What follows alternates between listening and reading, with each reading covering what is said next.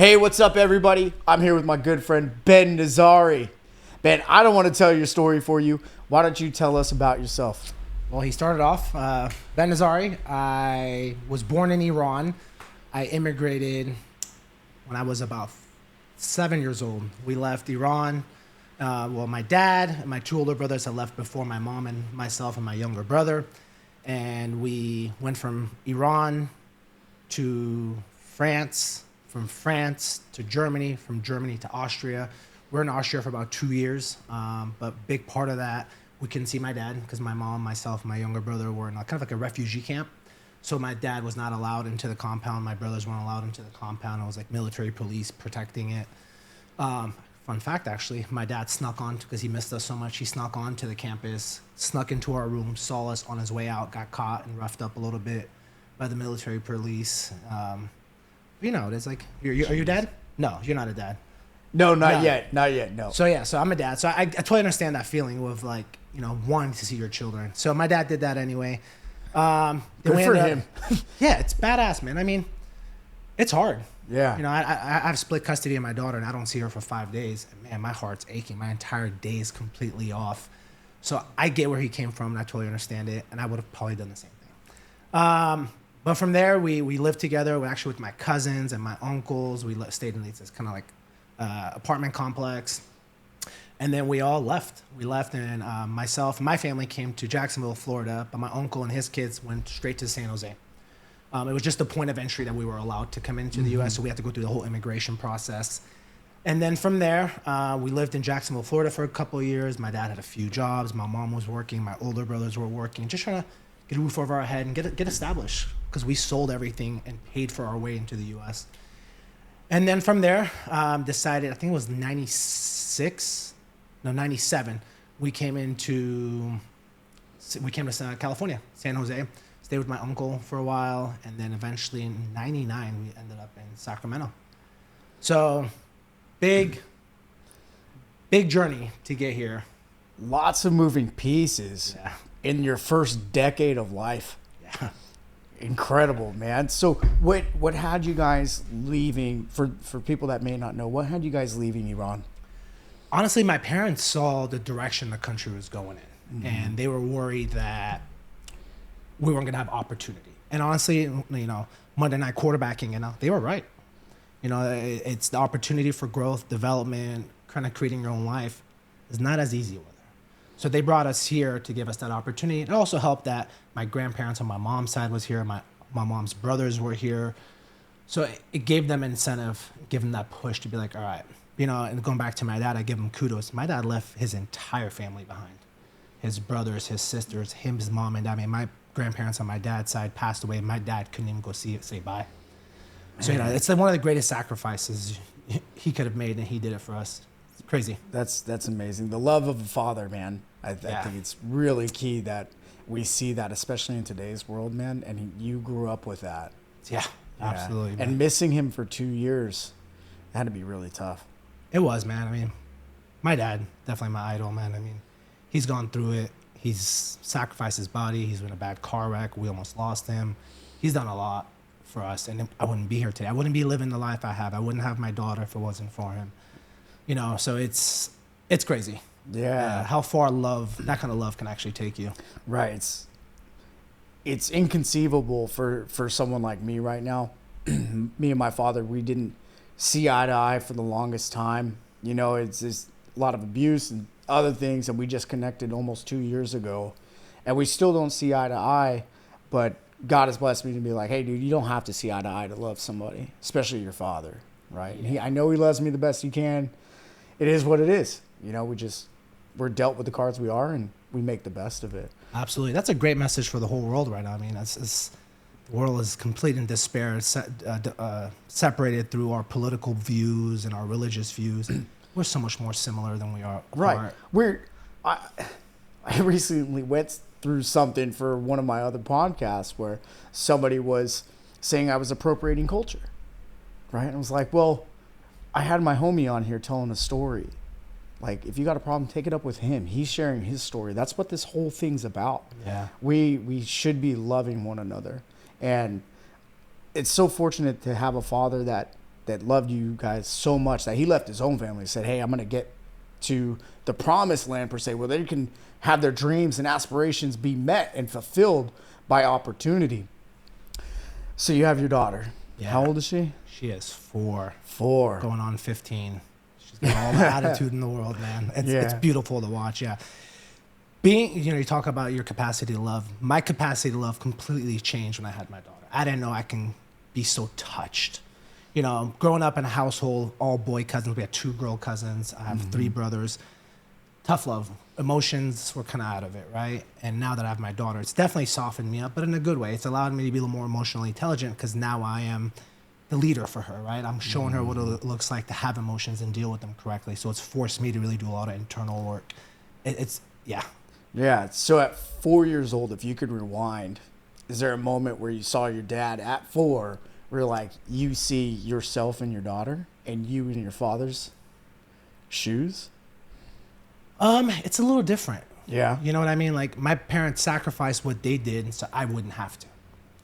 And we always try to shelter our kids, right? So I've already done that. I don't want my daughter to go that same path that I did. But things that I've learned from my dad is I really need to get it together now so that when she's in her teenage years and living life and experiencing things, I can be there with her.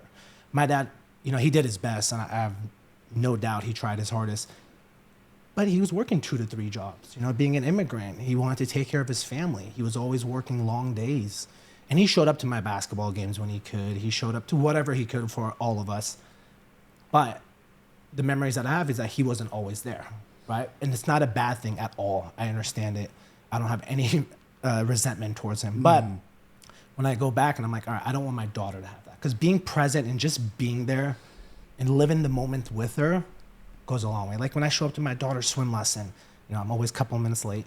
But dude, she lights up, she screams, Dada! And that right there just shows me that's what I need to do more of, be present, which is hard, but it's something we have to do. Yeah, 100%. I mean, you're in the entrepreneurial space as well, owning your business and rock and rolling. Like we were just talking yesterday, like, hey, we're always on the grind. We have to be because nobody's paying our bills but us.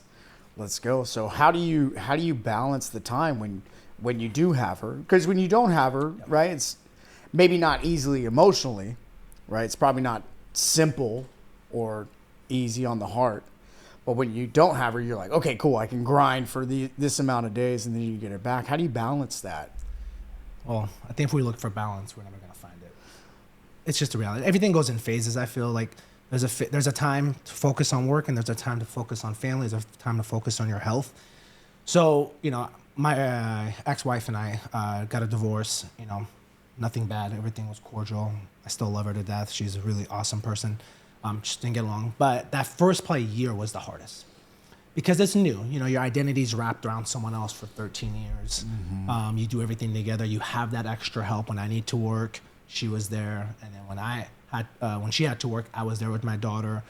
So the hardest part was just that adjustment period and figuring out what works. And luckily, I've been able to do that. So just like you said, when she's not with me, I work hard. I grind. I'm up around 4:30 in the morning, and I'm not going to bed till 10 p.m. at least. And I'm getting as much as I can done. That way, when she is with me, I can actually be present and not think about things I haven't done or if there's money coming in or not coming in. Just splitting my time, essentially. And that means I am cutting out fun time. I am cutting out vacation time. But that's okay because my dad made that sacrifice. I can cut out a little bit of fun for my daughter. 100%. Yeah. You probably have more fun with her. Oh, 100%. One of my favorite things. We hadn't done it in a while. It just happened recently. So when she was about 2 years old, give her a bath, and I'm changing her. And I go through nightly affirmations with her. And I want her to be a strong, independent, have confidence, believe in herself, know that she's enough. So we go through some affirmations. And then we would typically put on a song and we would dance. And she liked slow dancing with me. For the longest time, that was her favorite thing to do. And then she stopped. And then a couple of nights ago, she actually asked me, she goes, you remember when we used to do that? I was like, yeah, it was my favorite. She's like, could we do it again? So we did it for 10 minutes long. We played a couple of songs and she held me and we danced. And the next morning she woke up, she's like, can we do it again? That's how I want to start my day.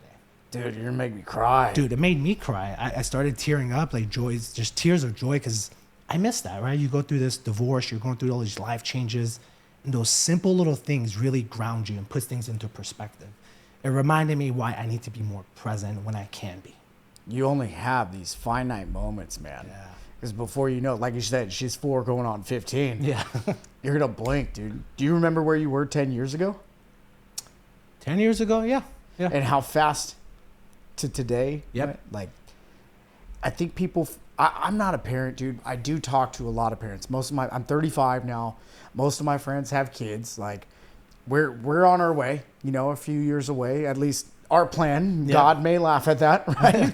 But we see them and I hear them talk about these little moments and the precious moments and everything like that. And it's interesting because I have other friends that they're just doing their thing. They have kids, but they're still going to party. They're still going to do this. It's like them before. And it's really interesting to see when I look at you and I look at my other friends that have children. They're like, nah, that's my number one. Yeah, I don't know what, I tell you the truth, I don't know what's up with that. I've seen that before and it makes no sense to me. Don't get me wrong, everyone should have a little bit of fun, party, enjoy your friends, socialize. But man, you shouldn't have had that kid if you weren't ready to sacrifice that stuff. Because, from my own experience, we really mold our kids. And whether we do it intentionally or not, they watch and they're learning. Mm-hmm. Like my daughter loves exercise. I've never told her to exercise. Just from watching me, seeing my videos, she wants to go on walks. I had a 3D printed, kettlebell printed for her. So she does like kettlebell swings and like. That's awesome. Yeah. So it's like, and I'm never going to force anything on her. Whatever she likes, I'm going to support her. But she's learning that from watching us. And then, so the way I view it is, if your kid is always seeing you drink, go out, party, are you going to be okay when they're teenagers doing that? Because you're literally paving the way for them. You literally are, Yeah.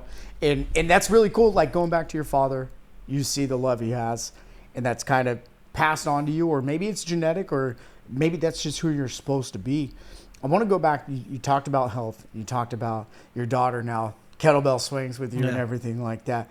Man, walk me through. I've watched you go through your health journey. Let's talk about it. All right. So one of the luxuries of living outside the U.S. is we don't deal with processed foods.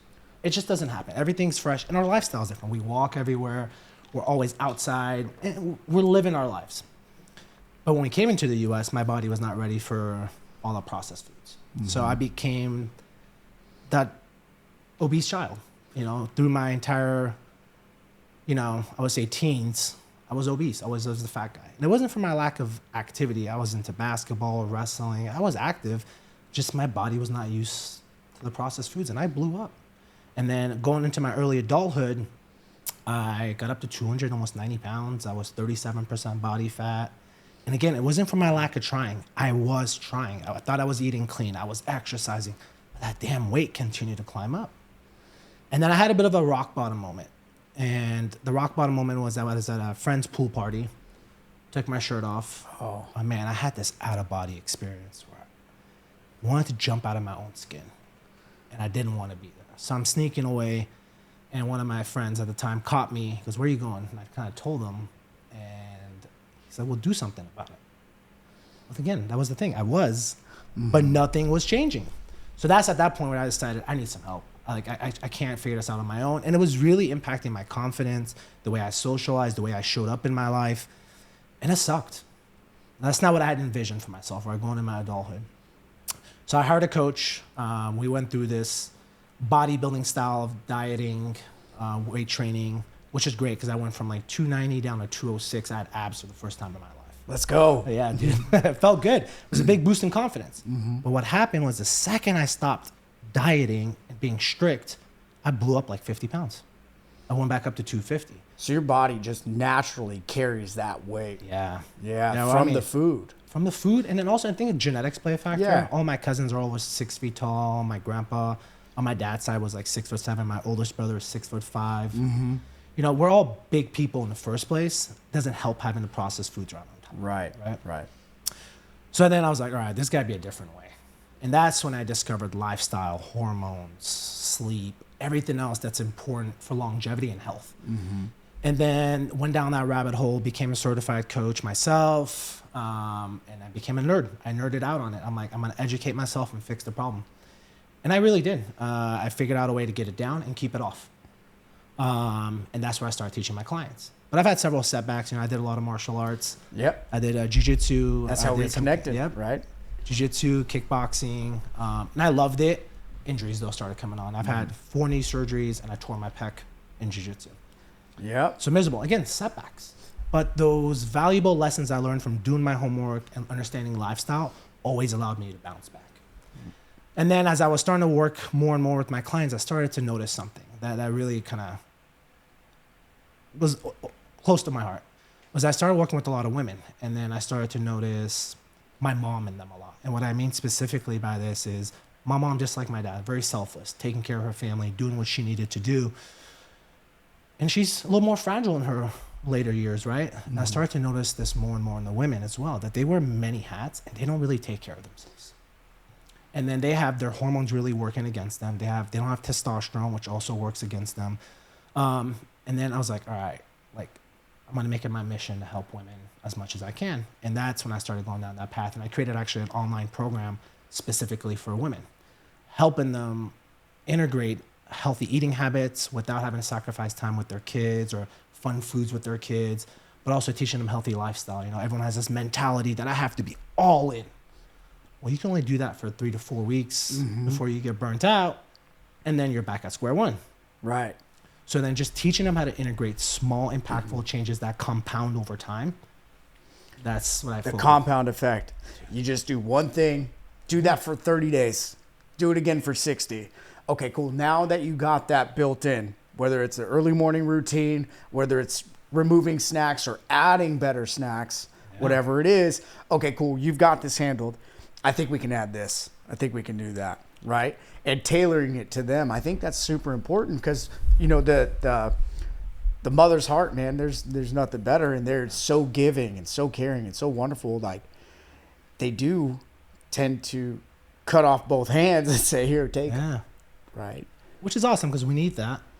I also don't especially guys like us, dude. Yeah. Yeah, if it wasn't, my mom was definitely my North Star. She kept me on track, Yeah. But yeah, and just this all in or nothing mentality is just like, that's unfortunate diet culture from the 70s, 80s, 90s, and everyone thinks that you have to be a cardio bunny and kill yourself in the gym and then eat like a rabbit, and that's how you see results. And that's the furthest thing away from the truth. Walk me through that a little bit more, because I think there's people listening that may be on the verge, like, man, I got to do something, but it's too intense, it's too scary. I go into the gym, these guys and gals look like this, and I need to look like that tomorrow. Let's go down that. Well, the first thing I would say is comparison is the thief of joy. Thief of joy. So if you're comparing yourself on your day one to someone's, for me, 16 years, you're gonna feel like a failure right off the bat. Don't do that. Everyone has their own starting point. When I started, again, I was 290 pounds. Right. Like, they started somewhere. Now, some people are genetically gifted. 100%. That's good for them, but that's not majority of us. So you're day one in the gym, 290 pounds, right? Yeah. You're at that pool party, though. Like, I can imagine you're at this pool party sneaking away. Might want to be putting your shirt back on. Might want to find the earliest time you can leave. Having extra drinks so I can feel better. Let me take a couple extra shots and maybe it takes the edge off. Remove the inhibition. Yeah. Right? Like, hey, let's bring this false bravado confidence in by eliminating our inhibitions. Yeah. So I would say that's the first thing, right? Get rid of that comparison because it's not really apples to apples. But the next thing is, like, our body actually works completely the opposite way. Our body is probably one of the craziest mechanisms on this planet. It knows how to adapt to the environment. It knows how to preserve itself and survive. So what tends to happen is when we're eating less calories, your body's not going to say, oh, okay, cool, I'm just going to give weight off. Eventually, it will metabolically adapt down. So if you're metabolically supposed to be eating 2,500, but you're only eating 1,500 calories, we'll say for years and years on, well, new metabolism now is closer to 1,500. So next time you go on a diet, you have to go to 1,200. And that's where we end up with people eating like rabbits. And then what do? You're like, well, this isn't working. I have to step up my cardio. I'm going to do 2 hours a day on the stairs. I'm going to do all these HIIT classes. I'm going to try to burn as many calories as I can. Well, that only stresses your body out some more. Even though exercise is great for us, it raises your cortisol levels. And your cortisol levels goes up. You can't control your appetite. your body's essentially attacking itself from the inside. And it's not helping you in any shape or form. So that's what's happening, and most people don't realize it. And then it's also years of like crash dieting, bad relationship. It creates a bad relationship with food, creates a bad relationship with exercise. And next thing you know, nothing's working for you, and you think you're this one-off case where science doesn't work. Ooh. Could you imagine being the anomaly? Everybody's an anomaly, right? Yeah. So that's just it. It's like, Yeah. you're not an anomaly. You are like everybody else. You just have abused your body and you don't realize it. And then, not to count lack of sleep. If you had a child going through giving birth, hormones change, alcohol consumption, drugs, like everything else that compounds over the years. And then now you're starting and you're wanting to drop 30 pounds in a month when your body is not in a healthy place to even give off 10 pounds. Right. So you're meeting with the client. They haven't been in the gym in maybe 20 years, right? They've gone to college. They got into their profession. They got married, had a kid. They're coming in like, man, I need help. Where do you start with them? Mindset. Ooh. And one of the things I found is if a client doesn't have a true reason why, when I say true reason why, it's not to look better naked. We all want to look better naked. But what is that lack of confidence? How is it affecting your life? How is it bleeding into your interaction with your kids, with your coworkers, with your husband, your sex life? How is that going to impact your life 5 years from now if you don't fix it? Boom. You said it. How are you going to feel in 5 years if you don't start today? Yeah. Right? You're already at your lowest or really low for you, and you want to continue down this journey, or what does 5 years look like? Where do you want to be? Yeah. When you're on a vacation to Hawaii or even just going to Tahoe or something and you're in a bikini, right? What do you want to look like? What do you want to feel like, right? Yep. You don't want to feel like Ben at that pool party, do you? Yeah. Nope, I can imagine. I know for me, dude, I was always into fitness. I grew up playing sports, grew up in football. I go to the Army. I'm over 300 on my PT score, which the high score is 300. Unless you score 100 in each event, then you can tack on extra points, you get extra credits, blah, blah, blah, whatever, right? So I was really good throughout. And then COVID hit. And I was still fit even with an addiction to cocaine. I had an 8-year addiction on that stuff. Didn't realize I was addicted. Now I can be like, oh yeah, that's what that was. I didn't realize I was just so numb to everything because I was numbing out a bunch of noise in my own head, but was still in the gym consistently, still drinking, still partying too much and all that stuff, yep. But maintaining my fitness. COVID hit, everything shuts down. I was bulking up for a physique competition. I got up to 214 pounds. I was big, really strong. Especially on your frame, yeah. Yeah, really strong. Yeah, I'm 5'9", dude. That's a lot. Yeah, I'm 225 right now, so right. You were 9 pounds less than me. Yeah, I was gonna cut for the Tahoe show. COVID hits, and I'm like, well, I'm gonna throw it all away. And it took me up until last year when I realized I was still in the gym twice a week, right? I just lost all my discipline, lost everything. And then this year I started out, I was like, you know what? I am a maniac. When I go down it, I got to go this way because for me, I have to shut everything off. I have to shut off the alcohol, especially, man. Especially when it's hot out, drinking. Like nothing better than coming home, getting a nice cold beer on a 112-degree day. Yep. Right? So I started this year off with the 75 hard. I lost 24 pounds. Beautiful. Another thing I started doing is I started fasting once a month. So the first 2 quarters of the year, I did 24, 24, and 72. So every third month I did a 72-hour fast, right? And now, starting this month, not only am I doing a 75 hard now, I'm on day 5 today, but I'm also incorporating 48, 48, and 96. I know fasting works for me, the total reset, yep. Right? But yeah, I knew that I needed to start and go in. And the picture that I took day 1 of the first 75 hard, it's embarrassing, dude. And I posted it on social media. I saw it, yeah. Yeah. And then by the end, I was down to 178 pounds. Looked pretty darn good. And my day 1 today, right? We just moved that needle so far forward. Like, I still have a 6-pack, right? It's not as tight as it was on day 75 That's of the other. All right. But I still got it. Hey, I ran up that hill. Okay, coasted a little bit. Hey, I need another reset. Let me go again. And the day 1 to day 1, 6 months later, phenomenal difference, right? And we talk about day one versus 16 years. Don't compare. Right? Don't compare. Yep. Yeah. Only compare against yourself. Where were you 30 days ago? Where were you 6 months ago? Yeah. Are you improving a little bit every day? That's all it is, man. It is. And if you get out of this mindset that I need to lose this much weight by this time, it becomes a lifestyle. You don't have to play this yo-yo game of gaining, losing, gaining, losing. You're always on your kick. You're eating well most of the time, enjoying your social life, enjoying your drinks. You're going to the gym 3 days a week. You're focused on getting proper sleep, proper hydration most of the time. You can have more good days than you do bad years throughout the year. Yeah. Yeah, if you got that, it's the 80-20 rule, dude. 100%. 80%. Like, just do it. Focus on that, right? Like, we talk about it different. Your 20% is what you really need to focus on. But if you're living in if you're predominantly living in that, you're going to be just fine, right? Yeah. I go over my goals weekly and monthly, quarterly, yearly, all this stuff. And I know if I hit 60 to 70%, I'm rocking it. Dude. Doing that 100%, it's tough. It's burnout, man. And that's what bodybuilders do. Right. You're not a bodybuilder. You don't need to be on point all the time. Mm-hmm. Most of us just want to be stronger, have better cardio to keep up with our kids and our things we like to do outside the gym. We like to have better energy, better mood, be more confident. That's not going to come from restricting yourself. Right. We talk about that 5-year plan going out 5 years. Well, if we extend our lifetime by an added 5 years, imagine you meeting your great-grandchild. That's crazy. Right? My grandmother did that. Really? Yeah. She's 88. She's got to meet my daughter and my oldest brother's 2 kids. So great-grandkids, and then my cousins all have kids. So it's kind of cool that she gets to experience that. She's got so many great-grandkids around her. Yeah. Not too many people can say they met their great-grandma.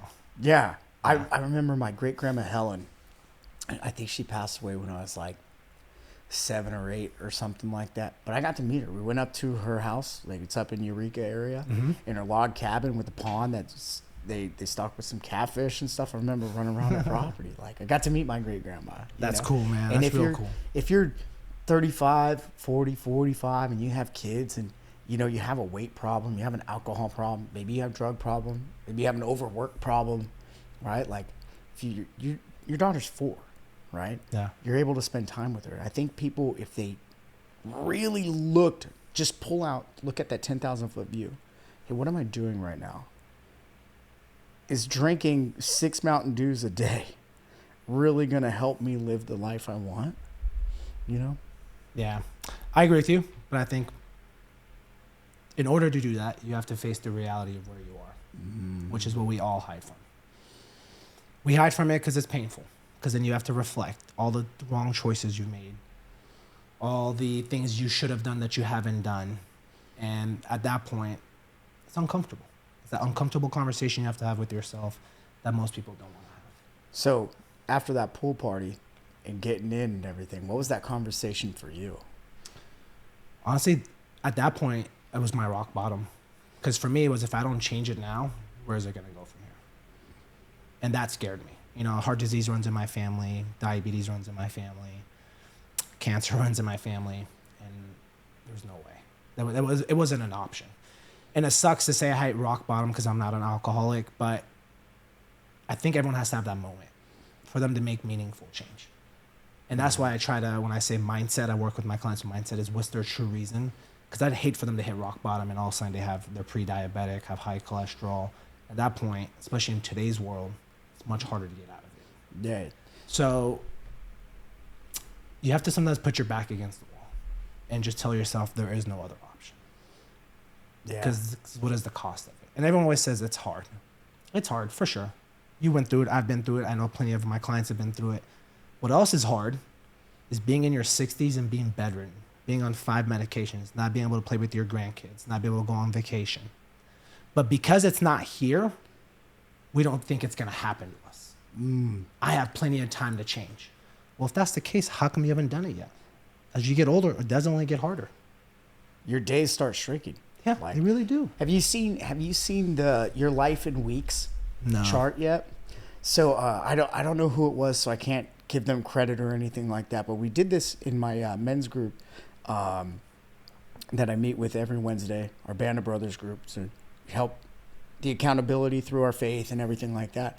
And one of our guys there, his name's Alex, he printed out for everybody. He's like, hey guys, here's a link, right? Here's your life in weeks. So you can pick your age, right? And it'll, boom, highlight all the life you've lived, right? And the 70-year expectancy or 72-year expectancy. And I looked at it. I was like, man, I'm halfway done according to, you know, statistics saying when I would possibly die if I lived out my full life. And I was like, holy smokes, man. I wasted 8 years of it already. And then 10 of it, I was 10. Yeah. Then, you know what I mean? So not in control. I already lost that much life, 18 years. Okay, cool. Now, between that, the 27 years that I lived, where was I at? What was I doing? Cool. Okay, some highlights here. Was I in Iraq? Was I in Afghanistan? All right. Where were my friend groups? Like, going back. And then it's like, okay, what does the next 35 look like? You know? And hitting rock bottom for me was finding out I had a coke problem. You know? I picked up that last bag and I threw it in the toilet. I was like, I'm done. I'm over. What was that like when you were at rock bottom?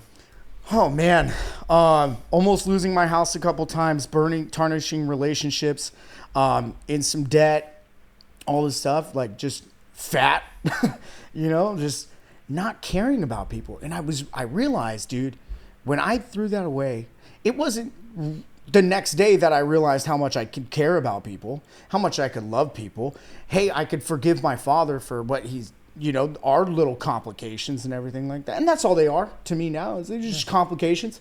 All right, sweet.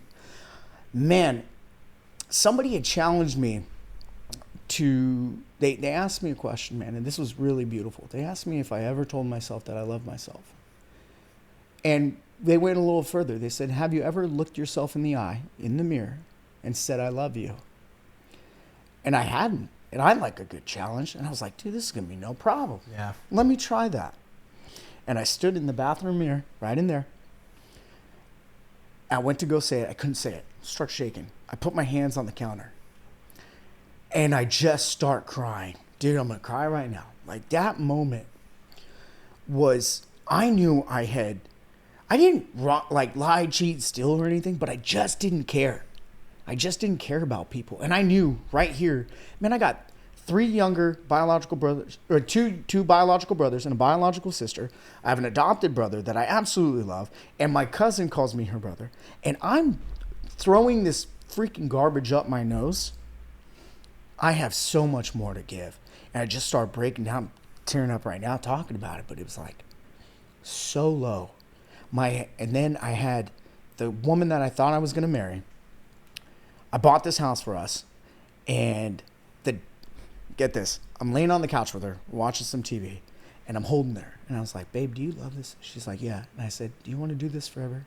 She's like, yes, I do. And I came home the next day, and there was a note on the counter, and all her stuff was gone.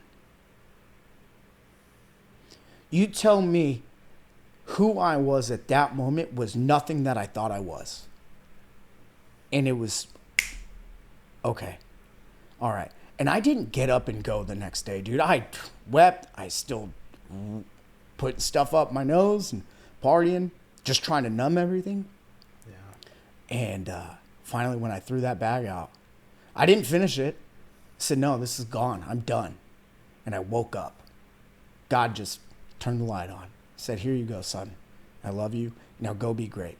Right? And I live in that, okay, if I'm better today than I was yesterday, awesome. We all slip up here and there, drink a little too much, or I don't go to the gym, or this and that. But, yeah, that's my rock bottom, man. I'm proud of you, dude. Yeah, God is good, bro. Yeah, man, that's awesome. Yeah. I mean, it's not awesome, but it's good that you No, have it is awesome. Okay. Because for me, I had to go through that. I don't look at, oh, I'm a victim, that happened to me. No, I did that. I did. Nobody made me do that. Nobody told me to be like that. Nobody said, hey, run from everything. No one did that. I chose that. And the fact that I did just helps me understand people better. Yep. We all go through it, man. This world will punch you in the face, right? It really will. Yeah, man. And since we were talking about personal responsibility, it's actually something I try to teach my clients. Yeah. It's all up to you. Your body's not broken. You're not the one-off situation. You're responsible. You're responsible for the foods you eat, what time you go to sleep, how much water you drink, how many steps you get. It's all a choice. No one's going to put a gun to your head and tell you, eat this piece of cake. I've never had that happen. Yeah, I haven't either. But I voluntarily ate 3 pieces of cake, no problem. I've eaten a whole bag of Doritos. Yeah, all right. Have you ever looked on the back of those? It says 16 chips is the I don't want to know. I'm like, 16 chips? Who counts out 16 chips? I'm going to kill this supersized family size. Yeah. I'm hungry, dude. Yeah. But yeah, you have to take personal responsibility for your own life.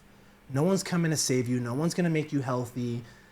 And, it's actually one of my favorite books I've read of all time was called The Oz Principle. Have you ever read it? No, I'm going to have to.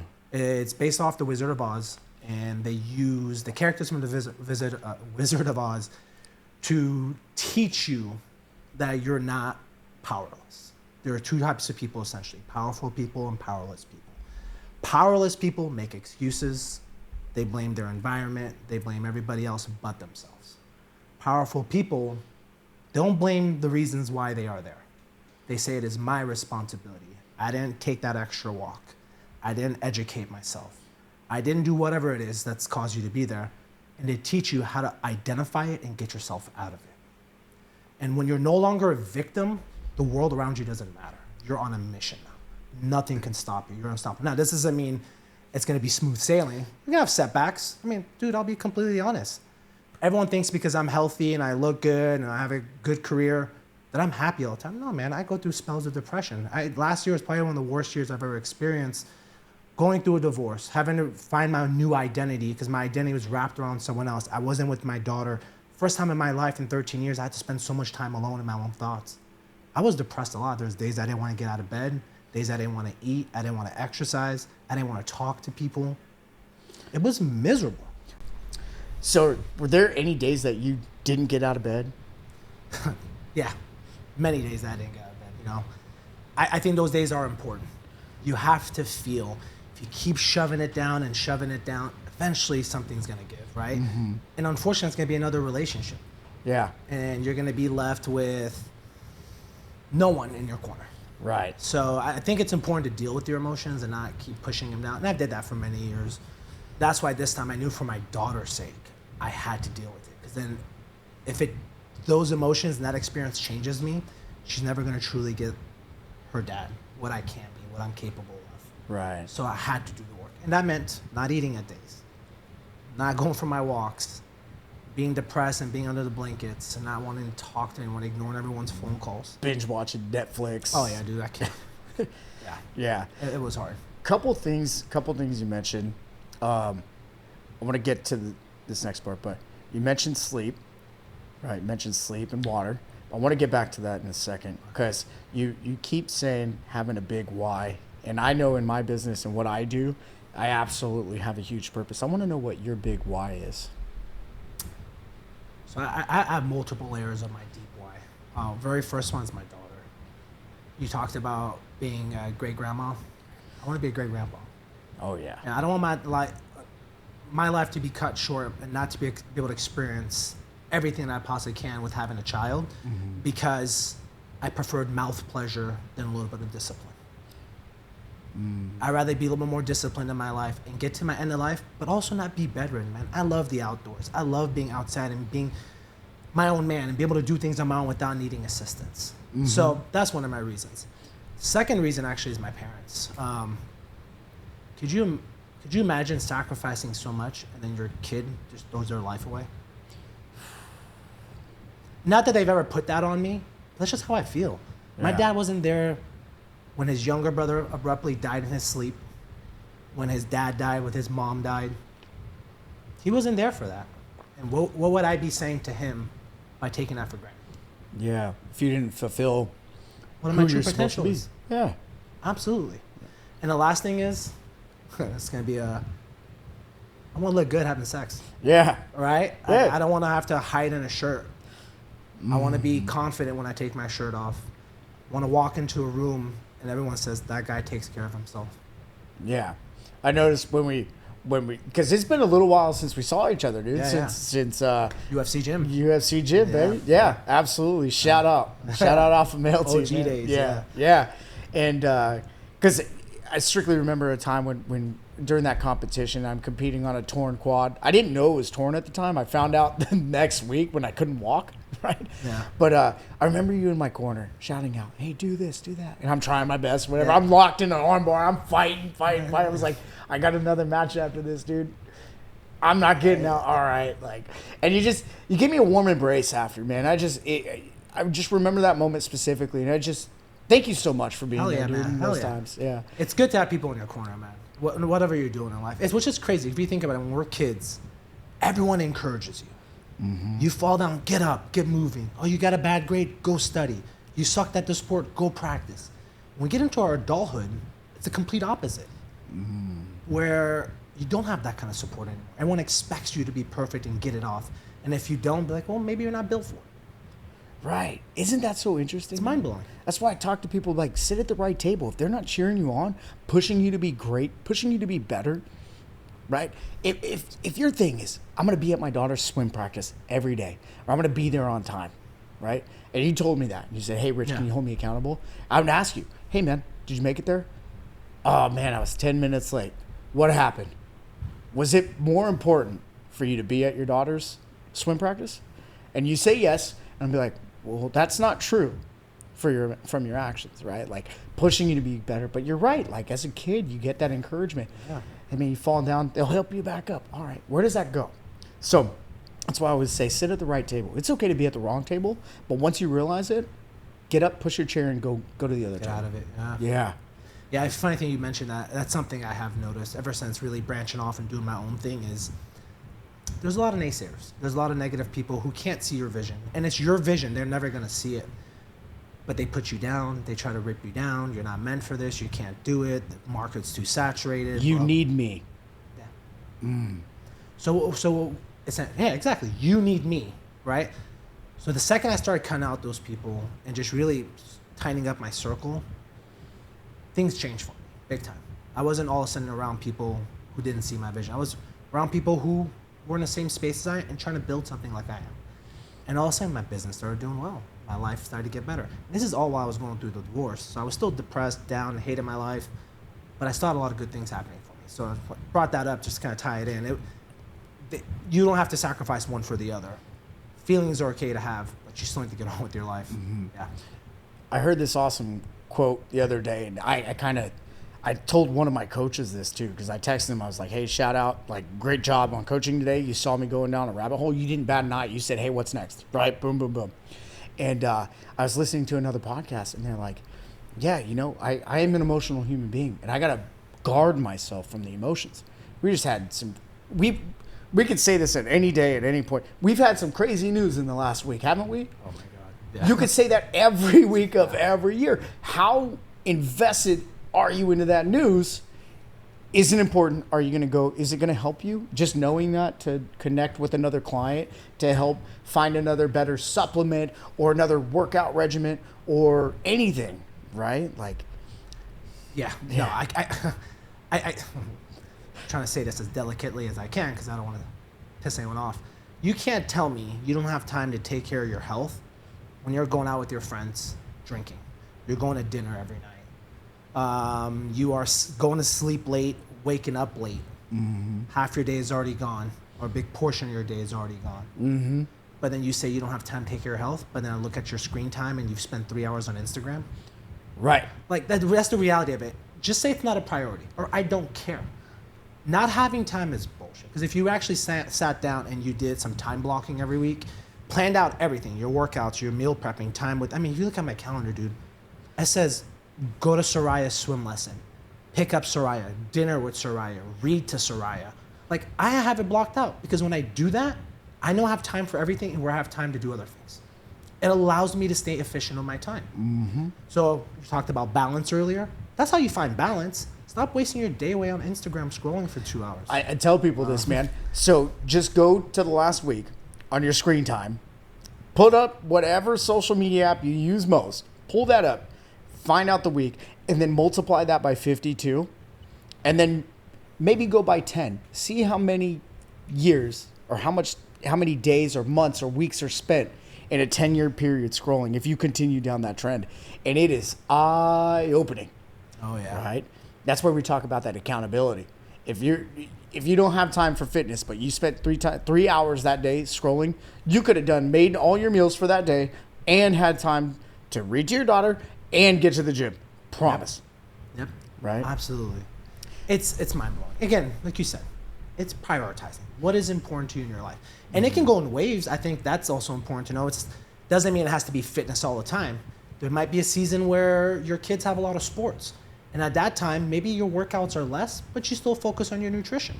Mm-hmm. And then there's a season where your career is really busy. So you're having to take a little bit away time from your kids and your fitness, but you still can eat well, go for a walk, drink your water, go to sleep on time. Mm-hmm. It doesn't have to be all or nothing. Do what you can when you can. 100%. Yeah. And you have said this word about a dozen times now. Sleep. Yeah. Man, I'm sure people are watching that don't realize how important sleep is. You're heavily into fitness and you're coaching people to their new forms. Yep. Talk to us about sleep, man. All right. So I will say I'm not a sleep expert by any stretch of the imagination, but I've done my homework and I've practiced and experienced it myself, other clients. If there was any superpower we had as human beings, it's our sleep. It's where all the magic happens. It's absolutely where your hormones regulate, your metabolism regulates, your body heals, your brain is able to actually fully de-stress from a long day, whatever it was, physical or mental. Your sleep is crucial. Now, when we talk about sleep, everyone thinks I need 8 hours of sleep. Yeah, I mean, ideally speaking, we want 7 to 8 hours consistently. But what actually matters more is regular sleep time. So not going to sleep one night at 10, one night at 1 a.m., one night at 11, because we want to be in line with our circadian rhythms. You typically want to be in bed by 10 at the latest. And if that means you're only getting 6 hours of sleep, you're going to get 6 quality hours, which is better than going to sleep at 11, 12, 1, and still only getting 6. So if you can fix that, you'll fix a lot of the issues. Now, how do we do that? 1, time blocking. Look at your freaking day. Imagine if you got up 2 hours before your kids and how much you can get done. When mom and dad need quiet time, where can they find it? When the kids are sleeping or while they're at school, depending on their age, mm-hmm. but mainly when they're sleeping. So you put them at bed at 8, you got 2 hours there to do something. And then if you're getting up around 4:35, they're probably not up till 6:37. That gives you some more time, right? The kids' lunches could be done. You could have exercised yourself. You could have meal prepped for the day. You could have journaled, meditated. That's something to put back into yourself so that you can show up as a better version for your kids, for your career. It just makes you that much better. And instead of finding reasons of why you can't do it, what are 5 reasons why you should do it? Ooh, that's good. Yeah, we're always thinking about why we didn't do it, why we weren't perfect, or why our day didn't go the way we wanted to. What did go well? It's getting rid of that negative mindset. It's funny, one of the exercises I like to do with my clients is write a letter to yourself apologizing for all the negative things you've said to yourself. Because our thoughts create our reality. Forget what the number was. It was like thousands of thoughts we have in a day. I think it's like 50,000. Yeah, 50,000. We have so many thoughts in a day. And imagine if 90% of those are negative towards yourself. Over a year, 2 years, 5 years, 10 years. In your eyes, the world is against you. Mm-hmm. Everything is against you. Nothing is your fault. You have a bad relationship with yourself. You have a bad relationship with others, with food, with exercise, with sleep, everything around you. Because you've made yourself a victim because of your thoughts. 100%. I like to say, let's say I forget to do something or I'm not good at something, right? Instead of saying I'm not good at something, I just haven't learned that yet. Perfect. What a difference I feel, right? I've been doing this. I know about all this stuff and I practice as often as possible. And I find myself slipping, just like hitting the snooze button, right? Just like hitting the snooze button. And I find myself sometimes, okay, man, I suck. Oh, I didn't do this. I didn't do that. No, I just haven't learned that yet. Or I didn't make time to do that. That's okay. I have time tomorrow. I'll fix it right here, right? Yep. Just regenerating, recirculating, correcting the neurons, the neural pathways in here to feel better, feel positive, feel okay in my own skin and what I've done. Yeah. It's not going to be perfect, and it doesn't have to be. Yeah, don't chase perfection. Yeah. That's how you come up short every time, because it's impossible to be perfect. Yeah. I mean, unless you have a chef, you have nannies, and everything to support what you're trying to do, that's not going to happen. When I was told perfection is highly overrated, I was like, what? What did I just hear? Yeah. Wait a second. And then that's how I could say, like, if I hit my week 60 to 70%, I know I dominated that week. Because life does happen. Yeah. You go to work, get a flat tire, or this happens or that happens. Things happen. Okay, cool. As long as I stuck to what's really important, okay, great. That's why if I do 60, 70%, that's an A+ in my book. I mean, yeah, especially if you're doing it correctly. That's a lot you've completed for the week. Right. So right back, I did forget to mention something about sleep. Most of us, based off our lifestyle, are in a high-stress situation. We're always on the go. We've got kids. We're not getting enough sleep. We're not getting enough water. Drinking alcohol. Things that raise our cortisol levels. And number one thing can actually impact your cortisol levels going up is lack of sleep. So imagine if you woke up in the morning without having that fight or flight mode kicking in right off the bat. Your day's gonna be so much better. You're gonna be better mood, you have more patience, you're gonna be more productive, better focus. So many benefits that come out of that. And I can say myself, like when I don't get good sleep, I have a miserable day. And as someone who's been practicing that for a long time, I feel the difference now. Right. Right? So that's another reason why sleep is underutilized. It should be more focused on is lower those cortisol levels, especially if you're having a hard time losing weight. Start with your sleep. You'd be surprised. Imagine if your appetite wasn't going out of control and you weren't craving sugar all day. Man, I haven't even thought about that. So I just had this with sleep. So I've been working, like I'm doing my 75 hard now, starting another one this year, right? With obviously the end goal in mind. The journey is going to be a lot more fun this time because I saw, and I'm correcting things that I could have done in the first 75 hard. I'm correcting behaviors this time to make it more simple, more easy. Nice. Where I'm done with it by 3-4 o'clock in the afternoon. I'm like, rock that. Obviously this week is a balancing curve. And talking about sleep, my first 2 days of this week, Monday, Tuesday, were awesome. I was in bed by 9:30, read my Bible, go to sleep. Cool, wake up 5 o'clock. That's my goal, is 5 o'clock every day, Monday through Friday during this 75 hard. So I get my first workout in at 6 o'clock. I'm good to go. And between 5 and 6, journal, gratitude, Bible, prayer. Cool, I'm done. Grab my gym bag, throw my pre-workout in, go, right? By 7 o'clock, 8 o'clock, I'm already 90% done. Yep. Right? Like, I feel great. Cool, I got a 45-minute walk later or run with my vest, something, whatever it is. But I noticed, Tuesday night and Wednesday night, I got a total of about 10 hours of sleep, right? I was talking to my friend Gavin because I had him over because I'm fixing some seller and buyer packets and doing this stuff. I was drained. I was going to shoot some more videos and do this. And I was like, hey, dude, I'm not doing that, bro. I'm not even on right now. That last night I made sure, okay, cool, 10 o'clock was my bedtime. Need to make sure. 9:30 is my goal. 10 o'clock, it's done. I got to go. Yeah. And I woke up again at 4:45 this morning, went out, checked out some hunting land and did all that. Nice. It was rocking. Like, I felt so much better. Just 2 days was ridiculous. Now, I'm a person that maybe 6 to 7 hours, I'm good. Me too. I can absolutely go. What do you tell somebody that either needs more sleep? Because my fiance, she's like, I need 8.5 to 9. And I'm like 6 or 7, I'm solid. How do you see the difference in fluctuation between So I think your pre-sleep hygiene matters. There's a lot of research around that. So it's called the 3-2-1 rule. It's a really good one to follow. 3 hours before bed, cut off food. Because if our body's trying to repair itself at nighttime and digest food, one's not going to work as efficiently.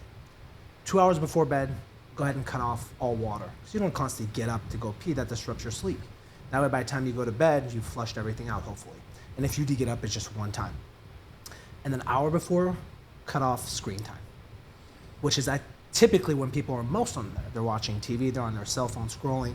But those rays that are coming off your phone are actually sending a signal to your brain that it's time to ramp up because it thinks now it's the same rays that have like sunlight. So it thinks now it's daytime, so your body's ramping up instead of ramping down.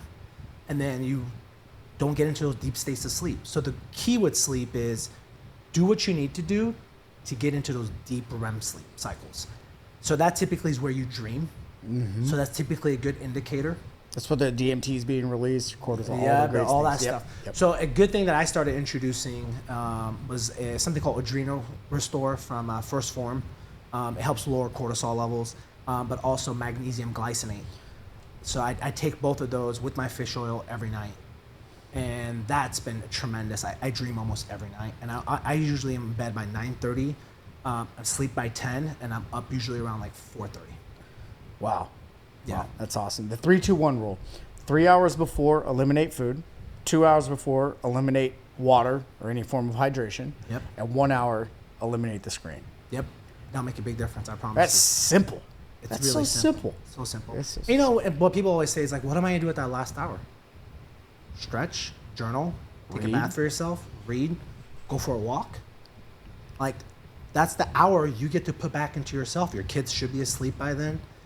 Then you can do the dishes, put the dishes away, whatever it is, right? 100%. Now you start your next day ahead of the schedule.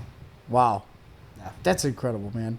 I think everything that we've traveled down in this short time today has been phenomenal, man. I'd love to have you back on and go deeper on several things, man. Yeah. Before we go, man, what is one book that you've read that changed your world that you recommend everybody read? The Oz Principle. I really think we think we live in this bubble where we are the victim of everything that happens around us. And that really helped paint a picture for me that I'm in control of my circumstances. Yeah, things happen, but I still control my response and how I come out of those circumstances. So I recommend that to everyone because I think we are all, whether it's our weight loss, our careers, our lives right now, are feeling the pressure of the world. There's so much you can be doing. I've never even heard of that book, The Oz Principle. Man, I'm going to give it a go. I got to check it out. So one of my mentors, Lance Dengate, he's actually a really good friend. He's also in real estate. So when he was in the fitness industry with me, he introduced it to me. It was like a homework assignment he gave me. And that book changed my life. And I've been able to apply it to all parts of my life, not just fitness. And it's been really, really helpful. I'm going to definitely check that out, man. And last thing before we go, man, what is one piece of advice that you give anyone in the world today? It's hard to say anyone in the world because some things are out of people's controls in other parts of the world. We're really sheltered here. But if I had to give a piece of advice, people here in the U.S. is you're not a victim. Hate to say it to you, you're not a victim. Going from where my parents came, sold everything, came here, started a new life with nothing, and built a life, you're not a victim. There are proof. The immigrants that come in from other countries and start building a life for themselves are proof that you can do it too. And you have every opportunity because you were born on this continent, where other people have it much harder. So. I love it, man. I love it. I believe that too, man. We're not victims, bro. Yeah, absolutely. Well, I love you dearly, man. I look forward to having you back on, man. Thanks, man.